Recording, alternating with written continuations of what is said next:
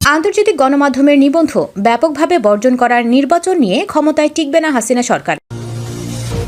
এরপর থাকছে যে কারণে গ্রেফতার হতে পারে হাসিনা পুত্র জয়। সবশেষে দেখবেন কারচুপির নির্বাচন নিয়ে এবার হারলাইনে যাচ্ছে বাইডেন প্রশাসন, ভিসা নিষেধাজ্ঞার প্রয়োগ শুরু। জাতিসংঘ মানবাধিকার পরিষদে মানবাধিকার পরিস্থিতি পর্যালোচনাকে সুযোগ হিসেবে নিতে বাংলাদেশের প্রতি আহ্বান জানিয়েছে জাতিসংঘের 3 বিশেষজ্ঞ।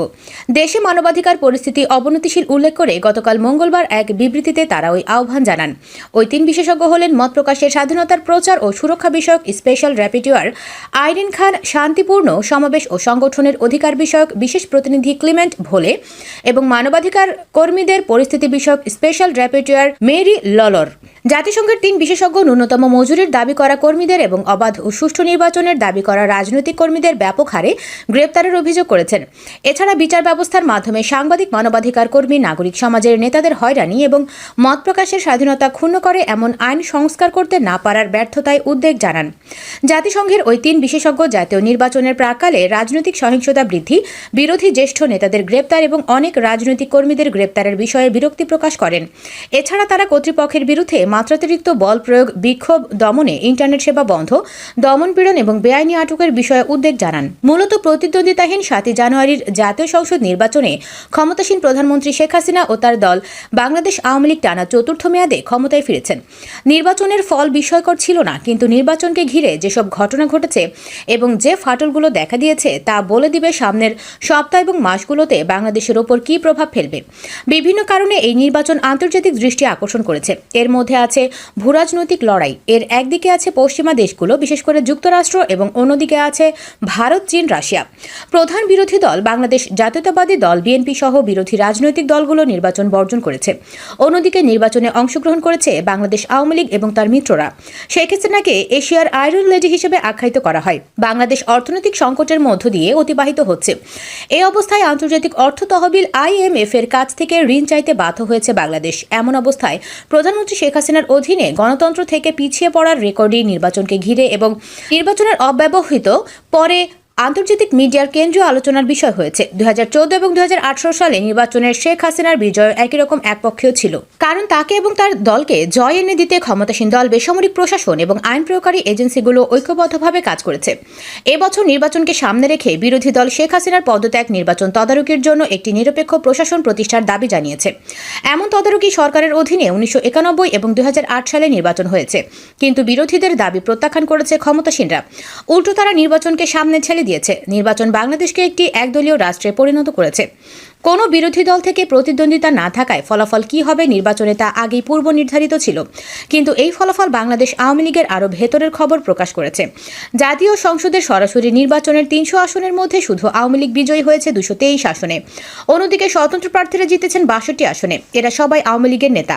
এর ফলে জাতীয় সংসদের সরাসরি নির্বাচিত সদস্যরা ক্ষমতাসীন আওয়ামী লীগের প্রতি 285 থেকে 95 ব্যবধানে আনুগত্য প্রদর্শন করেছে। বাংলাদেশ আওয়ামী লীগপন্থী জাতীয় পার্টি জিতেছে 7টি আসনে। একটি করে আসনে জিতেছে জাতীয় সমাজতান্ত্রিক দল এবং বাংলাদেশ ওয়ার্কার্স পার্টি। নির্বাচনের অব্যবহিত আগে বিরোধী রাজনৈতিক আন্দোলন ছেড়ে আসে কল্যাণ পার্টি। তাদেরকে সমর্থন দেয় বাংলাদেশ আওয়ামী লীগ এবং রাষ্ট্রযন্ত্র। এতে তারা একটি আসন পেয়েছে। কোনো রাজনৈতিক দলের সঙ্গে কোনো রকম সম্পর্ক নেই এমন স্বতন্ত্র 4 জন প্রার্থী বিজয়ী হয়েছেন। এমন পরিস্থিতিতে জাতীয় সংসদে বিদ্যমান কোনো বিরোধী পক্ষ আছে এটা বলার মতো কিছু নেই। এসব ফ্যাক্টরি শুধু বলে দেয় একটি দল রাষ্ট্রের ওপর নিয়ন্ত্রণ প্রতিষ্ঠা করেছে। তবে এর সংজ্ঞায়িত চরিত্র হলো এর ফলে সবময় ক্ষমতা দেওয়া হয়েছে শেখ হাসিনাকে। এমনকি দলটির সাধারণ সম্পাদক বলেছেন, কে জাতীয় সংসদে বিরোধী দলের ভূমিকা পালন করবে তার সিদ্ধান্ত দেবেন শেখ হাসিনা। বিগত 2টি জাতীয় সংসদে সরকারিভাবে বিরোধী দল ঘোষণা দেওয়া হয় জাতীয় পার্টিকে। প্রধানমন্ত্রীর করুণা থেকে ঝরে পড়েছে জাতীয় পার্টি। এতে জল্পনা চলছে শেখ হাসিনা কাকে বেছে নেবেন। এটি হলো একটি ব্যক্তিকেন্দ্রিক স্বৈরতান্ত্রিক ব্যবস্থা। 2022 সালের শুরু থেকে বাংলাদেশে একটি অবাধ, সুষ্ঠু এবং সবার অংশগ্রহণমূলক নির্বাচনের তাগিদ দিয়ে আসছে। বারবার তারা সতর্কতা দিয়েছে যে এসব বিষয় যে নির্বাচনে মানা হবে না তা গ্রহণযোগ্য গ্রহণযোগ্য হবে না। যুক্তরাষ্ট্রের উচ্চ পর্যায়ের কিছু কর্মকর্তা কয়েকবার ঢাকা সফর করেছেন। ওয়াশিংটনে এবং নিউ ইয়র্কে প্রধানমন্ত্রী শেখ হাসিনা সহ বাংলাদেশি কর্মকর্তাদের সঙ্গে তারা সাক্ষাৎ করেছেন। এতে শেখ হাসিনাকে রাজি করানোর চেষ্টা হয়েছে। এই চাপকে শেখ হাসিনা বর্ণনা করেছেন তাকে ক্ষমতা থেকে উৎখাতের চেষ্টা হিসেবে। উপরন্তু গণতন্ত্রে বাধা সৃষ্টিকারী বাংলাদেশি যে কোনো কর্মকর্তার বিরুদ্ধে ভিসা নিষেধাজ্ঞা দেওয়ার নীতি ঘোষণা করে যুক্তরাষ্ট্র। তারা বড় দুটি রাজনৈতিক দলের মধ্যে সমস্যা সমাধানের জন্য সংলাপ আহ্বান করে। বিশ্বজুড়ে গণতন্ত্রকে সমুন্নত রাখার এই উৎসাহকে দেখা হয় প্রেসিডেন্ট জো বাইডেনের প্রশাসনের পররাষ্ট্র নীতির একটি অবিচ্ছেদ্য অংশ হিসেবে। এর মূলে আছে গণতন্ত্র এবং মানবাধিকার। ব্যাপক জল্পনা আছে যে যুক্তরাষ্ট্র বাংলাদেশ সরকারকে সমঝোতায় আসার জন্য টার্গেটেড নিষেধাজ্ঞা সহ শাস্তিমূলক পদক্ষেপ নিতে পারে। এসব কথা কিন্তু অঙ্গভঙ্গি সুনির্দিষ্ট কোনো কর্মকাণ্ডের মধ্য দিয়ে নেওয়া হয়নি। ভারতের সঙ্গে যুক্তরাষ্ট্রের ঘনিষ্ঠ সম্পর্কের কারণে ওয়াশিংটন সীমিত পদক্ষেপ নিয়েছে বলে মনে করা হয়। শেখ হাসিনার সরকারের প্রতি ভারতের নিঃশর্ত সমর্থন প্রকাশ পেয়েছে।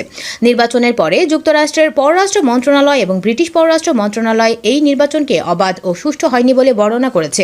তবে যুক্তরাষ্ট্রের পররাষ্ট্র মন্ত্রণালয় আগে থেকে যে পদক্ষেপ নেওয়ার সিদ্ধান্ত ঘোষণা করেছিল, এই প্রতিক্রিয়া তার চেয়ে কিছু কম কিছুর ইঙ্গিত দেয়। আরও একবার প্রমাণিত হয়েছে যে ক্ষমতাসীনদের অধীনে একটি নির্বাচন অবাধ হওয়া সম্ভব নয়। তাই তাদের অধীনে নির্বাচনে না যাওয়ার সিদ্ধান্ত ঠিক ছিল। নির্বাচনে ভোটার উপস্থিতি এটাই ইঙ্গিত দেয় যে বিরোধীদের নির্বাচন বর্জনের ডাকে জনগণের সেন্টিমেন্টের প্রতিফলন ঘটেছে। বিরোধীরা বিশেষ করে বিএনপি দেখিয়েছে যে নিষ্পেষণ এবং হুমকি সত্ত্বেও তারা ঐক্যবদ্ধ আছে। নির্বাচনে তাদের অনুপস্থিতি সরকারের কূটকৌশলকে উন্মোচিত করেছে। বিএনপি এটাও দেখিয়েছে যে উস্কানি সত্ত্বেও তারা অহিংস থাকতে পারে। একই সঙ্গে তাদের দাবি আদায় এবং জনগণকে রাজপথে নামাতে এই আন্দোলন ব্যর্থ হয়েছে। নির্বাচনী প্রচারণার সময় বিএনপিকে শেখ হাসিনা যেভাবে একটি সন্ত্রাসী সংগঠন বলে বর্ণনা করেছেন তা দেশের ভবিষ্যতের জন্য মঙ্গলজনক নয়। এটা শুধু বিএনপির জন্যই একটি বার্তা এমন নয়, একই সঙ্গে বিরোধী দল এবং ক্ষমতাসীন দলের সমালোচকদের জন্য একটি বার্তা। শতকরা 40% বিশেষজ্ঞরা উদ্ভট বলছেন। সারাদিন মিডিয়াগুলো যেসব রিপোর্ট প্রকাশ করেছে তাতে তারা এই তথ্য বিশ্বাস করতে পারছে না, কারণ নির্বাচন কমিশনের আগের হিসাব নিকাশের সঙ্গে এই চিত্র সাংঘর্ষিক। ভোট গ্রহণ শুরুর 4 ঘন্টা পরে নির্বাচন কমিশন তার রিপোর্টে বলে যে শতকরা 18.50% ভোট পড়েছে, কিন্তু ভোট কেন্দ্র বন্ধ হওয়ার 1 ঘন্টা আগে তার রিপোর্ট করা হয় 26.37%। ফলে বিবৃতি অনুযায়ী শেষ 1 ঘন্টায় ভোট পড়েছে শতকরা 14%। মজার বিষয় হলো, তখনই নির্বাচন কমিশনের ড্যাশবোর্ডে ভোটের শতকরা হার 28% দেখানো হচ্ছিল। প্রথম দিকে নির্বাচন কমিশন শতকরা যে 28% দেখিয়েছিল তাও বাড়িয়ে বলা হয়েছে বলে দেখা যায়। বৈঠকের বিষয়ে জানতে চাইলে ঠাকুরগাঁও 3 আসনের জাতীয় পার্টির সংসদ সদস্য হাফিজউদ্দিন আহমেদ মানবজমিনকে বলেন, জিএম কাদেরের সভাপতিত্বে জাতীয় সংসদের বিরোধী দলীয় উপনেতার দপ্তরে বৈঠকটি অনুষ্ঠিত হয়েছে।